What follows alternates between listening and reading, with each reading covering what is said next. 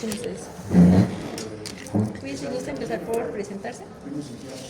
Muy bien, muchas gracias que están aquí. Les damos la bienvenida aquí en CUESA. Somos el Centro Universitario de Estudios de la Salud de Aguascalientes, que junto con Hospital Cardiológica tenemos la carrera de médico cirujano. Soy el doctor Raúl Franco, soy médico, egresado de la Universidad Autónoma de Aguascalientes. Cursé toda mi carrera en la universidad y el internado de pregrado lo hice en el Hospital Hidalgo, el servicio social en el Hospital General de Pabellón de Arteaga, y luego hice una especialidad en la Ciudad de México, en Distrito Federal, de angiología y cirugía vascular, que trata todas las enfermedades de la circulación arterial, venosa, linfática. Vemos todo lo que son úlceras, pies diabéticos, edemas, traumatismos vasculares, etc. Y pues siempre me ha gustado mucho ser médico. Aparte combiné la profesión de medicina con la de profesor, porque entré a la Universidad Autónoma de Aguascalientes como profesor de tiempo completo hace 34 años. Duré 30 años de profesor. Aparte hice una maestría en ciencias forenses porque me gusta mucho la medicina forense. Y he dado clases 34 años seguidos en la carrera de medicina, en enfermería, en otras carreras de la salud como es estomatología, optometría y hasta psicología. Entonces muchas gracias que estén aquí con nosotros y trataré de contestar brevemente las preguntas que se nos hagan. Muchas gracias a usted por atendernos. ¿Qué lo inspiró o qué lo motivó a descubrir que usted quería ser médico? Sí, yo me acuerdo que estaba en la edad escolar, en la primaria, cuando descubrí que mi abuelita estaba enferma incluso de una pierna y tenía una úlcera. Entonces a mí me llamó mucho la atención, yo tenía 6 años, 7, y me llamó la atención que, pues, que estaba enferma y que le dolía y que no podía caminar, y dije, pues tenemos que hacer algo, ¿no?, para curar. Y me acuerdo que desde ahí yo dije, me gustaría ser médico, doctor. Nunca pensé en estudiar otra profesión, como a veces los niños dicen quiero ser policía o bombero porque son como héroes, ¿no? O nunca me llamó la arquitectura, la ingeniería, sabía dibujar bien, pero no me llamó otras ciencias que no fuera medicina. Entonces cursé mi primaria, mi secundaria y me seguía gustando el ser médico, ¿no? Y resulta que cuando yo estaba en la secundaria, nace la carrera de medicina aquí en Aguascalientes, en la Universidad Autónoma. Entonces dije, híjole, entonces también mi mamá me animó mucho a que estudiara medicina. También las mamás a veces también influyen. Y a casi todas las mamás les gusta que alguno de sus hijos sea médico. No sé por qué, pero las mamás tienen esa característica que... Entonces cuando nace la escuela me decía mi mamá, mira, ahí están los alumnos de medicina todos de blanco con su bata y ojalá que tú entres. Y dije, sí voy a entrar, porque me gustaba mucho y fue el inicio. Bueno, ¿cómo describiría su experiencia personal durante su formación en la carrera de medicina? Bueno, en la Universidad Autónoma donde cursé mi carrera, yo pienso que me fue muy bien, porque aunque no teníamos en ese tiempo toda la tecnología que hay ahora, como internet, computadoras, teléfonos donde traen toda la información de todo el mundo, no tenemos todavía eso. Tenemos libros, eso sí, estaban en biblioteca. Entonces pues fue otro tipo de estudio, ¿no? Pero me fue muy bien, tuve muchos maestros que eran médicos, especialistas, y que tuve muy buena relación con mis maestros. Entonces me impulsaron a que siguiera mi carrera con mucho gusto, con vocación. Aparte, cuando yo cursé la carrera de medicina en la Autónoma, teníamos ya el Hospital Hidalgo, que era universitario, era parte de nosotros. Entonces nos sentíamos muy a gusto porque teníamos mucha práctica clínica en el Hospital Hidalgo y era parte de la universidad. Entonces fue una época muy bonita de estudiante, donde cursé pues, mis 7 años que son de la carrera. Y me titulé con un examen, o sea, pienso que me fue muy bien y que llegué a ser un médico general, que entonces me decidí a ser especialista. Pues es que creo que ese es un estigma muy grande que se le tiene a la carrera, que es como el estudio, que suelen decir que fue como muy pesado, o igual el ambiente no era muy feo, pero usted que lo vivió, ¿cómo lo Sí, describió? no, yo les quiero decir que yo lo viví como estudiante y lo he vivido como un profesor. Entonces, es un mito que dicen que la carrera es muy difícil. que no tienes tiempo para divertirte, que no tienes tiempo para tu familia, que duermes muy poco, que comes mal, que andas siempre estresado, estudiando, desvelado. No es cierto. Yo pienso que la carrera de medicina pues es como otras carreras, ¿no? Igual arquitectura, ingeniería, derecho, o sea, todas tienen sus características muy especiales, pero si se organiza los estudiantes con su tiempo, que hay que organizar el tiempo, eso sí, de preferencia, como en todas las carreras, tiene uno que estudiar todos los días, no nada más un día antes de un examen o presentar un trabajo.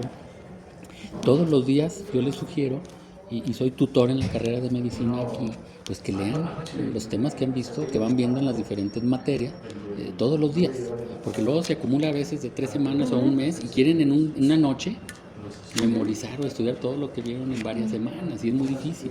Entonces, tienen que organizar su tiempo, tienen que leer y estudiar todos los días, pero van a tener tiempo para su familia, a veces hasta para tener pareja, para tener novio, para salir un día a divertirse sanamente. Eso sí, yo les recomiendo que no fumen, que no tomen alcohol, que no consuman drogas, porque sí necesitan estar muy concentrados, ¿verdad? Y bueno, en su experiencia, ¿cuál fue el aspecto más difícil de estudiar la carrera de medicina? Ese precisamente, yo creo que una de las partes difíciles es que desde que entran a la carrera, los primeros 2 años o 1 año y medio son materias básicas, entonces sí requieren ahí un poquito más de tiempo, de concentración, porque estudian anatomía, fisiología del cuerpo humano, bioquímica, farmacología, y esas materias son pesadas, porque ya pasando ya después al cuarto o quinto semestre ya empiezan las materias clínicas, donde ya ven pacientes, ven enfermedades, ven radiología, ven laboratorio, y es más ya la medicina real como. Entonces, las dificultades que tiene la carrera son en los primeros 2 años porque son materias básicas. Pero, repito, organizándose, estudiando y tener un tutor, alguien, un asesor que los vaya guiando, va a ser muy fácil. Sí. Y cuando acabó su carrera y ya tenía el papel, ¿cuál fue, en toda su experiencia, cuál fue el momento más gratificante de, acabar la carrera de medicina? Sí, realmente desde que está uno ya, cuando acabas la carrera en la universidad y te vas al año de internado, el año de internado es muy bonito, porque es un año en el que estás casi viviendo en un hospital, rotas por todos los servicios, de pediatría, de ginecología, de traumatología, de cirugía, medicina, conoces bien todos los servicios que tiene un hospital, y rotas con tus maestros, con tus profesores, con médicos de base que están en el hospital, pero a la vez son tus maestros. Entonces, es muy gratificante empezar, que tú te empiezas a ver ya pacientes por ti solo, sin maestro. Ya con todo lo que aprendiste lo pones en práctica. Y el que te reconozca un paciente, que te dé las gracias, que esté súper agradecido porque lo ayudaste en una enfermedad, es muy gratificante, y eso lo vamos a sentir toda la vida. El que el paciente esté agradecido porque le resolviste un problema, porque lo ayudaste. Porque también el ser médico tiene una cosa muy importante, es una carrera muy humana, que a veces no podemos curar al 100% un paciente porque ya está muy avanzado una enfermedad, pero el trato que le des, el que seas compasivo con él, el que le ayudes, el que le platiques, el que seas muy profesional y con ética profesional con el paciente, le ayuda mucho. El trato, esa relación que se hace muy, muy importante, paciente-médico, es vital para ese tratamiento. Pues esta parte, al final de cuentas, uno como persona es muy común que pues le entregue la vida entera al médico.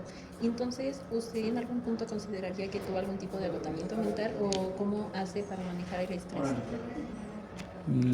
Sí, realmente y afortunadamente creo que no he sentido en alguna ocasión agotamiento físico, ni estrés, ni el síndrome de Burnout, que se llama, que es el estrés laboral y que entra uno en una neurosis así. Afortunadamente no lo he sentido todavía. Tuve la oportunidad de estar en la mañana trabajando en la universidad y en la tarde me iba al Hospital Hidalgo y veía pacientes, incluso tuve puestos directivos como la subdirección médica, y creo que la clave para no estar estresado, no sentir ese estrés laboral o médico, es organizar tu tiempo, ¿verdad? Tanto institucional como médico, y bueno, tienes que también administrar el tiempo familiar, porque repito, la carrera es tan noble que te da tiempo para que formes una familia si quieres, y le tienes que dedicar tiempo a los hijos, a veces al entretenimiento, como todo un equilibrio, ¿verdad?, en una persona, porque no todo es trabajo.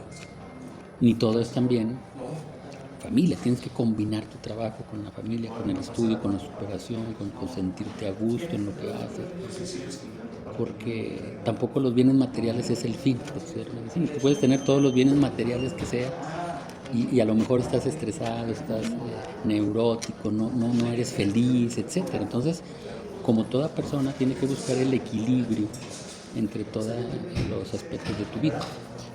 Y a lo largo de su carrera, ¿cuál usted diría que ha sido lo más sorprendente que ha aprendido a lo largo de los años? Sí, lo que más me ha gustado es el interrogar a un paciente, el verlo por primera vez. O sea, no conoces a esa persona, pero viene por primera vez contigo, buscando una solución a su problema. Obviamente él no te conoce, tú no lo conoces. Son dos personas que se encuentran por primera vez y que desde que llega pues lo tienes que tratar muy bien, o sea, darle toda tu confianza, ofrecerle todos tus conocimientos, así tengas pocos o muchos años de experiencia, pero le vas a ofrecer lo mejor de ti. Lo vas a escuchar, que te diga cuál es su problema, desde cuándo inició.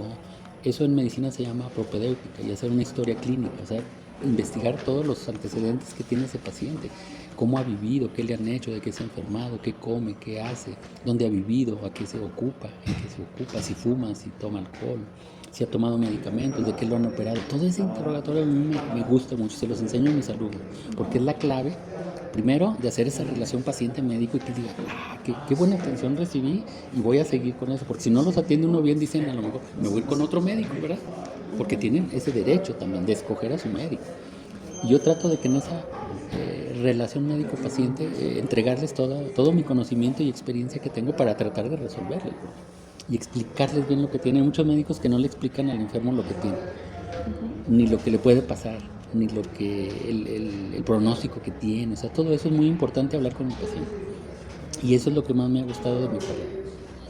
Bueno, aquí en México sí tiene mucho este estigma de que el sistema de salud normalmente tiende a ser deficiente, o por lo mismo de que dice, normalmente los médicos en salud pública no tienen ese tiempo de atender como completamente tanto a alguien. Entonces, si usted pudiera cambiar algún aspecto de nuestro sistema de salud, ¿cuál sería? Sí, el problema, uno de los problemas que hay en nuestro sistema de salud en México, yo creo que en otros países también, ¿verdad? No nomás en México, es que en la medicina institucional el médico sí tiene a veces una sobrecarga de trabajo.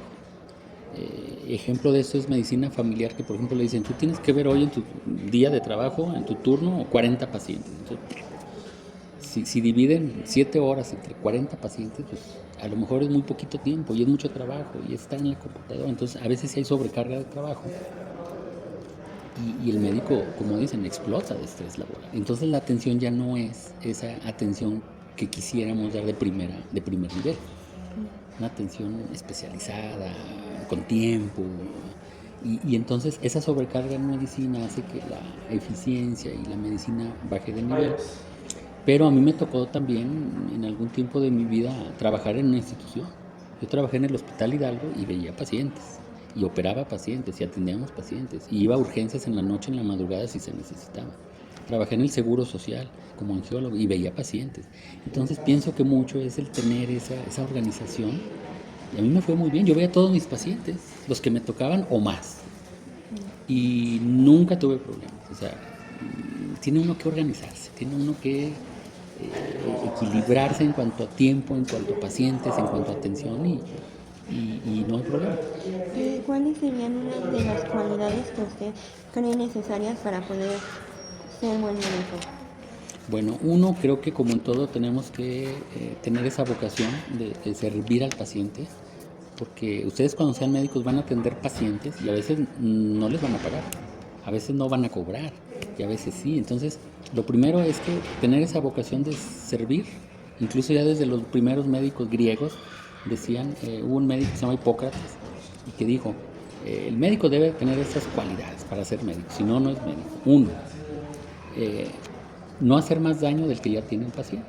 Entonces, no lo tenemos que dañar. Dos, atender a todo paciente independientemente de su nivel socioeconómico o de su edad, de su raza, de su género.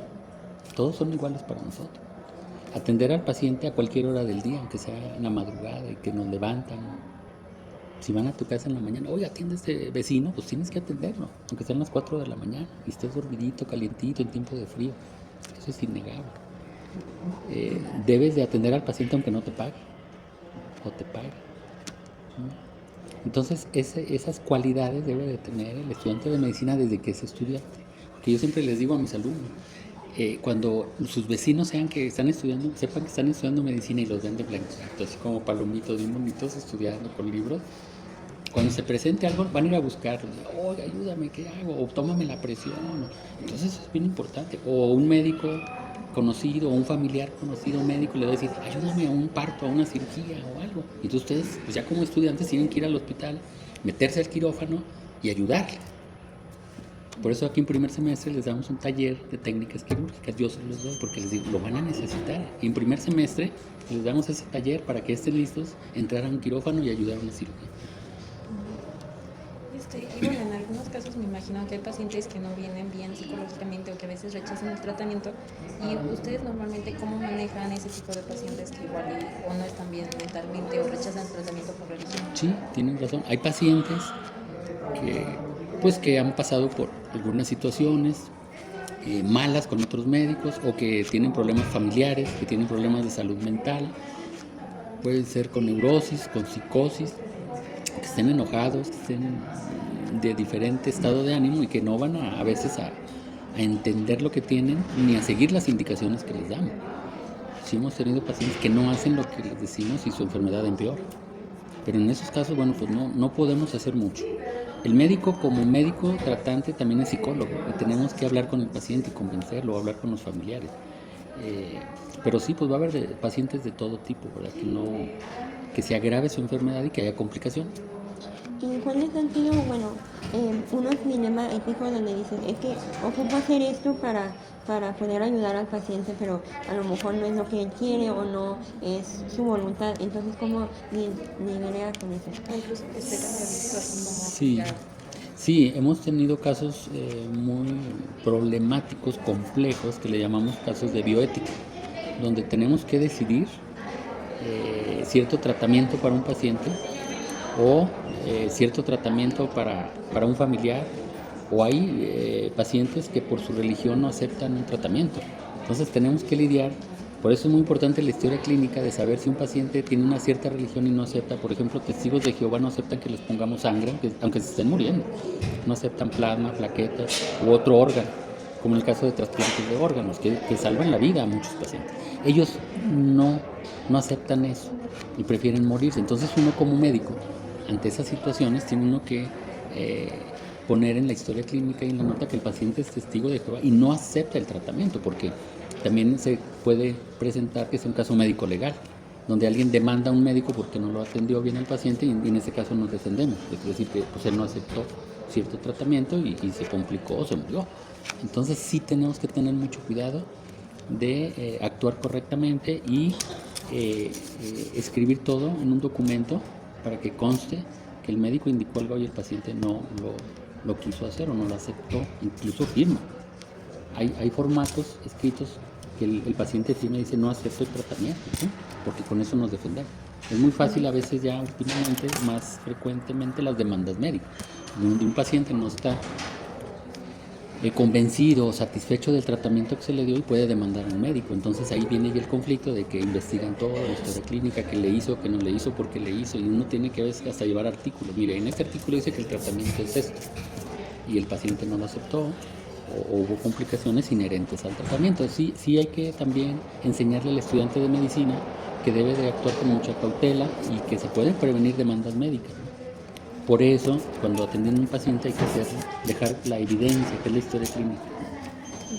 Incluso no sé si en algún punto le tocó algún testigo de Jehová que igual tenía niños chiquitos y así, y al final de cuentas usted como médico, o sea, ese sería como un dilema ético para usted, como decir, pues el niño pues no sabe de religión. Sí, cuando hay un dilema médico, generalmente hay una reunión con médicos, con abogados, pueden hacer con sacerdotes o con religiosos, porque pues todos dan su opinión y se llega a una conclusión en equipo, que toma una sola decisión solo, o con los padres del niño. Sí se ve frecuente, ¿no? Por ejemplo, una madre embarazada, que el niño tiene una malformación congénita y que no es compatible con la vida y que hay que hacer una cesárea, etcétera, ¿verdad?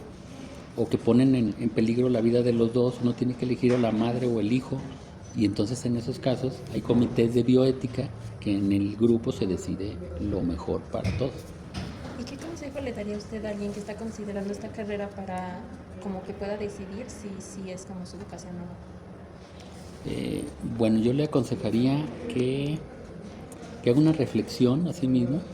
Reflexión se define como vernos a nosotros mismos, flexionarnos, pero de regreso, para ver si realmente es lo que yo quiero estudiar, si realmente me gusta, si pienso que me va a llenar en todos mis aspectos como persona, como profesionista.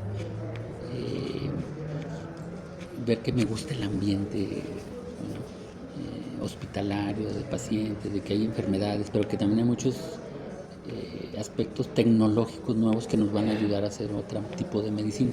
También eso hay que enseñarles a los alumnos, que la medicina va cambiando, que no es igual a hace 10 años, ni hace 20, ni hace 30, entonces va evolucionando, cada día hay más aparatos que nos ayudan a estudiar al enfermo, a diagnosticarlo, a tratarlo, y eso también es parte de la educación médica. Entonces le aconsejaría, porque generalmente ustedes son buenos para la computadora, para el teléfono, para el internet, entonces eso, usar esas herramientas para estudiar la medicina. ¿Y usted qué consideraría que es uno de los grandes mitos que se tiene de la carrera de medicina y, o sea, que el público general dice de que hay, pues, o sea, un mito que se tiene general de la medicina? No, yo creo que no. Yo creo que siempre la carrera de medicina antes sí tenía un estatus muy alto en la sociedad. Un ejemplo es que llegaba un médico a un pueblito donde él era a lo mejor el único médico. Cuando se van a hacer el servicio social puede ser que estén en una temporada en un centro de salud o en un hospital donde hay pocos médicos. Entonces el médico era así como que la máxima autoridad. La gente veía y ve al médico como alguien más grande que las autoridades gubernamentales. Yo les pongo mucho el ejemplo de que en un pueblito estaba el sacerdote, estaba el comisario y estaba el médico, el presidente municipal. El que tenía más poder en el pueblo era el médico, porque él incluso decía al presidente municipal: sabes que aquí necesitamos agua potable, porque es higiene, es prevención de enfermedades, necesitamos drenaje, necesitamos luz, necesitamos techos, necesitamos pisos de cemento, porque es salud pública. Entonces el médico también sabe de salud pública y hay materias de salud pública. No podemos prevenir enfermedades si en las casas no hay agua potable, si los niños están enfermos porque no se lavan las manos, ¿verdad? O porque no tienen drenaje o hay baños, etc. Entonces eso es muy importante para que el médico también aconseje y diga: se debe de hacer esto en una población. ¿Cómo cree que afectará la inteligencia artificial a la medicina en un futuro? Bueno, aquí hay dos aspectos. La inteligencia artificial ya la estamos usando y cada día la vamos a estar usando más, pero lo importante es que la usemos en bien de la medicina, en bien de los pacientes, en bien de hacer mejores diagnósticos a tiempo. Un paciente que, por ejemplo, tenga un cáncer, y que es muy frecuente, ya el cáncer ahorita más que antes, que se lo diagnostiquemos a tiempo para que tenga curación. Entonces, con la inteligencia artificial podemos hacer muchos estudios, podemos estudiar a un paciente y que diagnostiquemos más temprano una enfermedad y tenga tratamiento y tenga éxito, ¿verdad? Por otro lado, también se está usando mucho la inteligencia artificial para estudiar y para hacer trabajos, ¿verdad? Porque ustedes le piden alguna presentación a la inteligencia artificial y se las da. El problema aquí es que hace tanto eso la inteligencia artificial que no deja espacio para que el alumno lo haga. Si a ustedes les dan todo hecho, ustedes ya no batallan, pero va a ser muy deficiente sus conocimientos. Entonces tenemos que guardar siempre un equilibrio, ¿sí? No podemos hacer todo con la inteligencia artificial porque entonces yo ya no voy a hacer ningún esfuerzo. El ejemplo más común también es que ustedes se meten en una computadora y ven una definición de un tema y lo copian y lo pegan y lo entregan. ¿Leyeron eso? No. Probablemente no. ¿Lo entendieron? ¿Lo analizaron? ¿Lo correspondieron con otros conocimientos? ¿Lo integraron con...? No. Lo que hicieron fue entregar algo que copiaron, que está muy bonito, muy bien hecho, y alguien lo hizo, y lo copian y lo entregan. Así empezaron. Así empezó la inteligencia artificial, copiar y pegar y copiar y pegar. Y luego analizar otros datos que alguien los analizó o juntar muchos datos y tener un resultado. Entonces, yo creo que hay que enseñarle al estudiante a guardar un equilibrio, porque si no, pues no van a aprender nada. Y van a entregar trabajos muy padres, muy buenos. Pero si no los hacen ellos, no van a aprender. Entonces, ¿usted cree que es éticamente correcto poder usar la IA en una carrera como medicina? En algunos aspectos sí los tenemos que usar. Sí.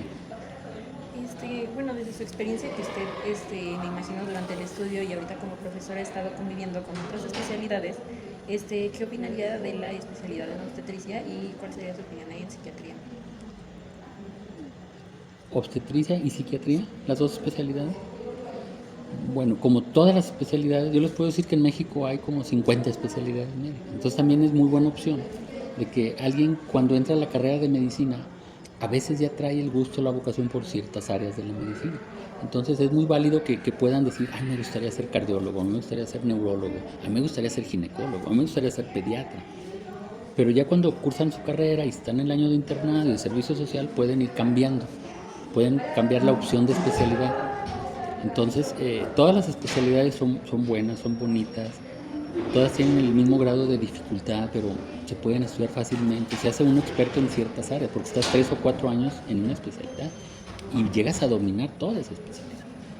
Entonces, tampoco es estresante, no hay mitos de que una sea mejor que otra, todas son buenas, necesarias y se pueden estudiar, se pueden cursar y podemos ser especialistas en todas las áreas. Entonces, ginecobstetricia, pues es una especialidad que es necesaria. ¿Por qué? Porque se encarga de todo el apoyo que el médico le da a la mujer que está embarazada, durante todo su embarazo, ¿sí? Para que ese embarazo tenga un desarrollo de 9 meses excelente, bien. Y luego al momento del parto, pues también es un apoyo. Por ejemplo, aquí en nuestro estado, generalmente ya no se tienen las mujeres su parto en su casa, como antes sí se veía, ¿verdad? Ya casi todas las mujeres que tienen un parto están en un hospital, porque somos un estado chiquito, pero en otras partes de México sí se atienden todavía en su casa, con parteras, con la suegra, con la mamá, con la hermana. Entonces, es muy importante la ginecobstetricia para que no haya muertes maternas. Ya no, aquí en Aguascalientes no debe de morirse ni una mujer por complicaciones del parto, porque si se muere una por un parto, se investiga. ¿Qué pasó? ¿Qué no se atendió bien? ¿Que hubo una hemorragia o una ruptura uterina? O sea, ¿qué pasó? ¿Sí? Entonces, la ginecobstetricia es muy bonita, es una de las especialidades muy bonitas porque se atiende a la mujer joven, que está embarazada, se atiende a un producto de la gestación que puede ser un niño o niña, o pueden ser dos, a veces son gemelares. Entonces, el tratar de que se lleve a cabo un embarazo normal, pues es todo el apoyo. Aparte está el papá, es una pareja, es una familia que está formando muchos aspectos sociales que involucran la atención del ginecobstetra. Incluso a veces no nada más se ve lo del embarazo, se ve también lo de mama, patologías de glándulas mamarias, ¿sí? Tumores. Entonces es muy, muy bonita, muy completa, ¿sí? Y psiquiatría, pues también obviamente es una especialidad que siempre se ha necesitado y se va a necesitar porque siempre hay pacientes con problemas de salud mental. El estrés, la contaminación, las ciudades grandes, el tráfico, los problemas, problemas laborales a veces, problemas familiares, la desintegración a veces del tejido social, todo eso ha traído muchas enfermedades de salud mental. Y el psiquiatra pues nos ayuda mucho a tratar esas enfermedades como todas las demás especialidades. ¿Y usted por qué piensa que la salud mental se toma menos a cuenta? Porque cuando se te rompe una falsa tú sí vas al médico, pero cuando, o sea, si estás mal en la cabeza o piensas que puedes tener ansiedad o depresión, ¿por qué la mayoría de la gente no va al médico? Sí, precisamente parte del problema, las personas que tienen crisis de angustia o depresión o neurosis o hasta psicosis o hasta intentos de suicidio, piensan ellos mismos que no tienen una enfermedad grave. O sea, es parte del problema, de que lo niegan, ¿sí? Es como la adicción al tabaco o al alcohol, que a veces dicen, no, yo no soy alcohólico, pero sí se toma una botella de vino al día. Pero dicen, no soy, pues. O sea, a veces negamos algunos trastornos o enfermedades y por eso no nos atendemos. Un paciente que toma alcohol todos los días no se atiende tampoco. Dice, no me va a hacer daño, no me pasa nada. Y a lo mejor en pocos años ya está cirrótico, ya se dañó su hígado. Es lo mismo con salud mental. Dice, no, yo no tengo nada. No, yo me controlo, yo no tengo. Y sí tienen problemas de salud mental, pero no acuden a tiempo a tratarse con el médico. O con otro médico que lo refiera al especialista. Alguien tiene un tumorcillo en algún lado y no se atiende, y pasan meses y ya ese cáncer ya se convirtió en algo más grave y ya no tiene solución. Es lo mismo. Sí es muy importante que un país, que su población tenga educación médica. Educación médica es que la gente común y corriente, las personas digan, tengo un problema, me voy a atender inmediatamente, le hablo a alguien, contacto a alguien, ya sea por teléfono, por internet. En Europa ya muchas consultas son por internet para ganar tiempo. ¿Sí? O los seguimientos de muchas enfermedades ya son por internet o teleconferencias, etc. Entonces acuden rápido. O acuden a prevención, por ejemplo, paciente de 60 años y dice, no, yo no tengo nada. No, se deben de hacer algún estudio aunque sea de sangre. Aquí no hay esa cultura. El mexicano, la mexicana deja pasar mucho tiempo para atenderse de muchas enfermedades, no nada más de salud mental. Entonces, en otros países, inmediatamente, tenga la edad que tenga, se atiende. Y también otra cosa importante que no tenemos en México es la medicina preventiva. Por ejemplo, en otros países europeos o canadienses hacen ejercicio, llevan una buena dieta, cuidan su peso, cuidan sus colesterol, sus triglicéridos, su ácido úrico, ¿no? Se checan todo cada año. Y aquí el mexicano no lleva ni dieta ni hace ejercicio, no le vale todo, etc. Entonces son cuestiones que el estudiante de medicina y el médico debe de conocer para ir haciendo conciencia en la población de hacer medicina preventiva. Podemos prevenir casi todas las enfermedades, pero no lo hacemos. Y entonces, ¿usted le recomendaría, por ejemplo, cada año venir a checarse al médico para saber que todo está bien? Sí, se recomienda y no porque nosotros digamos, por la Organización Mundial de la Salud. ¿Sí? A partir de los 50 años hay que hacerse chequeos anuales. Ver cómo está la presión arterial, el corazón, en el hombre la próstata, en la mujer la mama, hacer mastografía, ver cómo están los ovarios de la mujer, o sea, hacerse un chequeo, un ultrasonido. Y que a veces no es muy caro, sino hacerse. Es algo muy importante que se dice en la población, es que a veces sí llevan el carro a cambiarle el aceite, a ponerle sus bujías, a ver que las llantas estén bien, pero nosotros no hacemos eso con nosotros. Con el carro sí a veces, ¿verdad? Y bueno, me imagino no es tan común pensar que a veces las enfermedades mentales pueden derivar en algún tipo de enfermedad física. ¿En su experiencia alguna vez ha visto que algún tipo de enfermedad mental se refleje con síntomas físicos? Sí, les puedo decir que muchas de las enfermedades que tenemos tienen su origen en el estrés. Muchísimas. A veces la diabetes, la hipertensión arterial, los infartos de miocardio, la trombosis, la aterosclerosis, el cáncer, tienen su origen en el estrés. Y me refiero a estrés, a todo tipo de estrés. Estrés familiar, laboral, económico, contaminación, alimentación, falta de ejercicio, falta de deporte, falta de sueño. Todo eso nos enferma. Entonces, ese es el origen de casi todas las enfermedades. Por ejemplo, la gastritis, la colitis, y ya les dije los infartos, la hipertensión, el cáncer. Y ya para ya terminar, ¿nos pudiera decir, o usted, qué nos pudiera recomendar para saber si la medicina es la carrera correcta a elegir? Yo creo que pueden ustedes acudir con alguien que sea médico y que platiquen con él, que vayan a un hospital, que vayan a un centro de salud, para ver si eso me gusta, ¿verdad?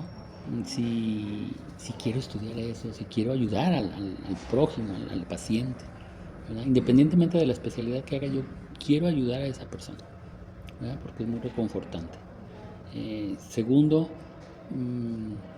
pueden agarrar algún libro de medicina, de cualquier especialidad y empezar a leer, a ver, si me interesa, si quiero saber. Y hay muchos programas, incluso en la televisión, hay muchas series que nos pasan muchos casos de la medicina. Por eso hubo un auge desde hace muchos años para acá de jóvenes bachilleres que quieren estudiar medicina forense, porque hay muchos programas de medicina forense. De que con un cabellito que está aquí ya sabe que ese es el que estuvo aquí, o la sangre, etcétera. Y es una especialidad, la medicina forense, ¿verdad? Que se una junto con el derecho y la policía para resolver casos. Y hay muchos programas, entonces vean muchos programas, o hay de urgencia, del 911, a ver si les gusta eso. Y aquí en Cuesa, bueno, ¿cuáles son como